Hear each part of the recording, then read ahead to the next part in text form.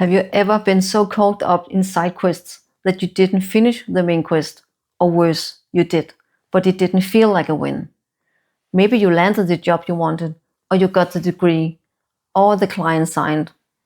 Everything on your list checked off, but it didn't feel like a win. I started out studying literature and philosophy, and honestly, I loved every minute of it. I've always loved reading stories, and philosophy, it felt like permission to pause and ask big, messy questions about life and humans, and that was part of the curriculum. And in those fields, I found the space to explore it.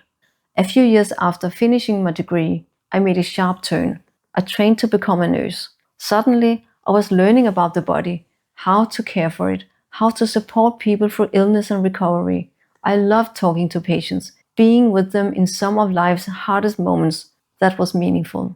Later, I took another sharp turn and started a PhD in health sciences.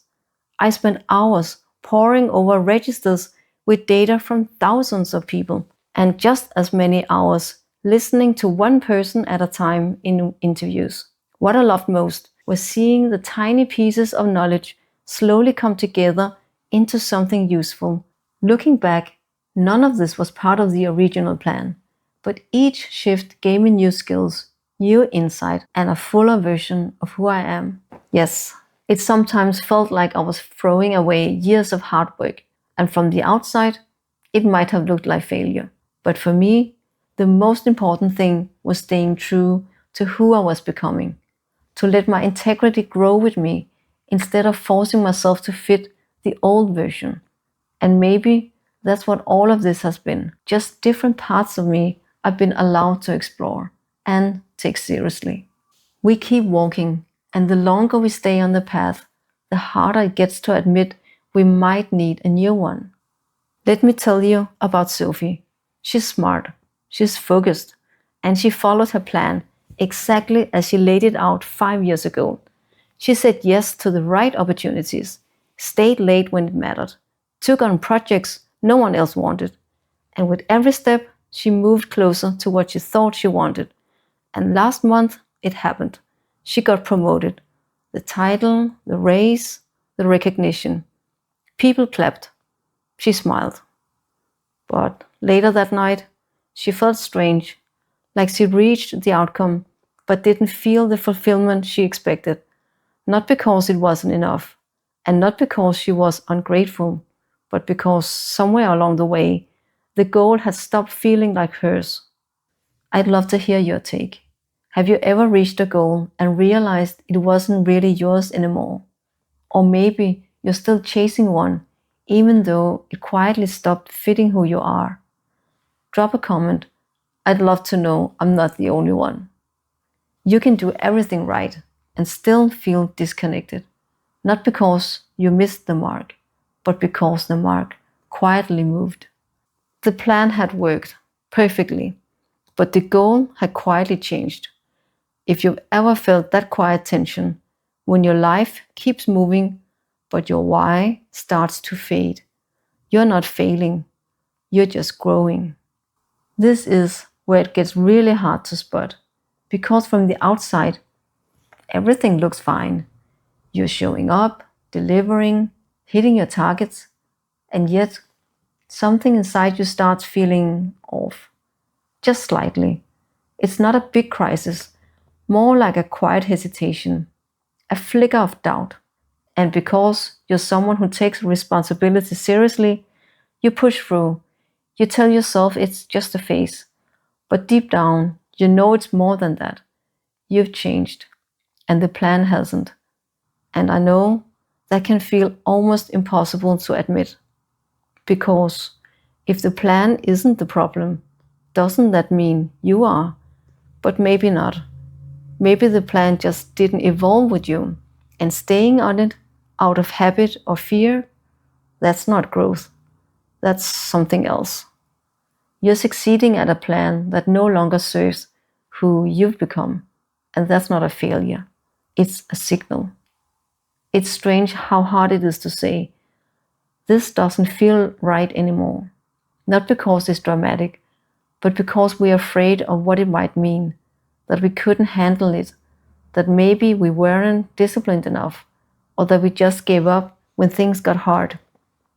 That's a fear, right? And yet, I think most of us have been there, at that quiet edge where the plan is still working, but we're no longer sure we want the outcome.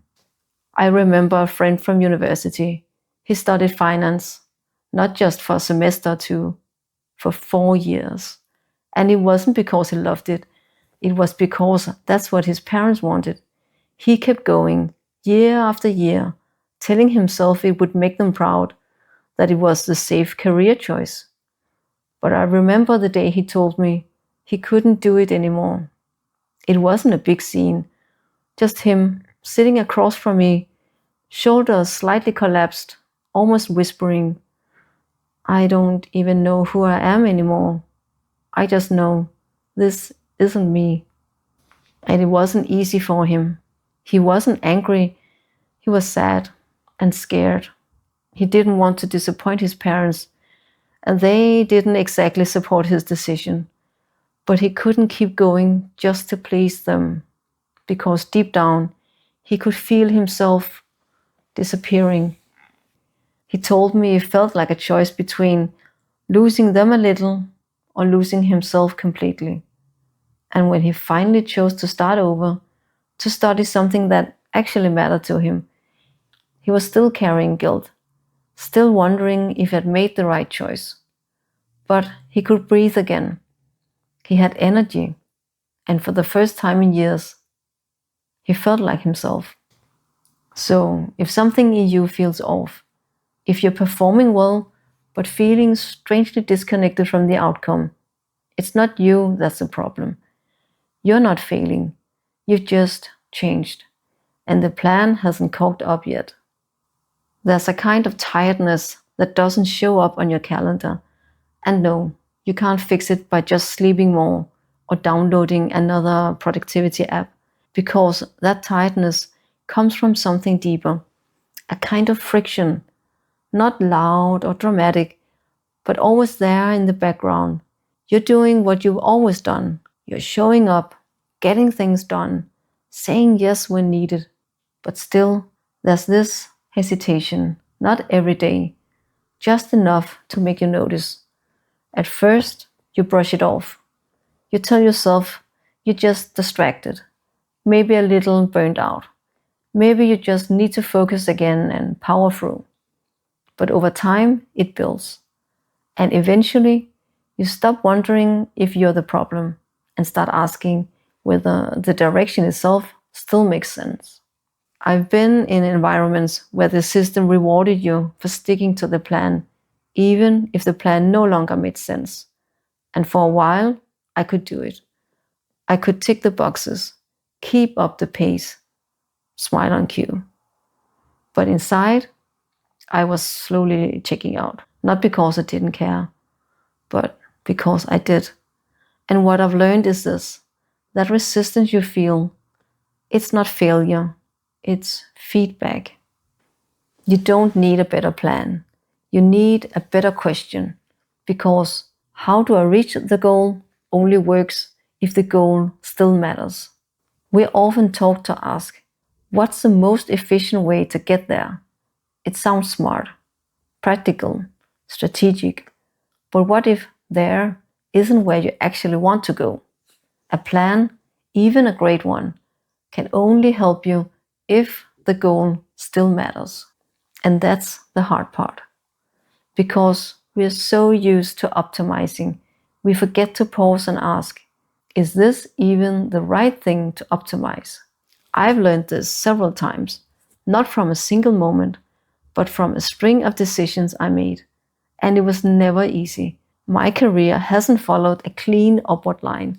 It's been messy and full of turns that didn't make sense at the time. But when I look back at it now, I don't see failure or lack of willpower. I see a series of moments where I listened to myself, where I chose to let go of something that no longer felt aligned, even if it once did. Letting go didn't make the plan worthless. It just made space for something that was more honest now. And for me, being able to wake up and live a life that actually fits, even if the path isn't tidy. That's integrity. You might be doing everything right, executing perfectly, and doing what you said you would. You deliver. But if the destination no longer matters, what's the point? That's why your plan feels off. You don't need a better plan. You need to question what's worth doing. Sometimes it's not about pushing harder, but asking better questions. And it's okay if those questions lead to different answers than they used to. If you want to explore those questions a bit more, I've made a free Reframe PDF you can download below. It's just one page with a few quiet prompts. Not to fix your plan, but to explore if it still fits and what might be ready to shift. I used to think leaving academia meant failure, but it wasn't. It was just a different mission. The plan isn't sacred. The mission isn't fixed. You're allowed to change both. When you do, that's when you truly build your momentum. Today, we explored what happens when your goal no longer fits, even if the plan still works. But next time, we'll explore something even harder to question. What if the mission you're following was never yours to begin with? That's a reason I call it the Frodo trap. Click to escape the trap.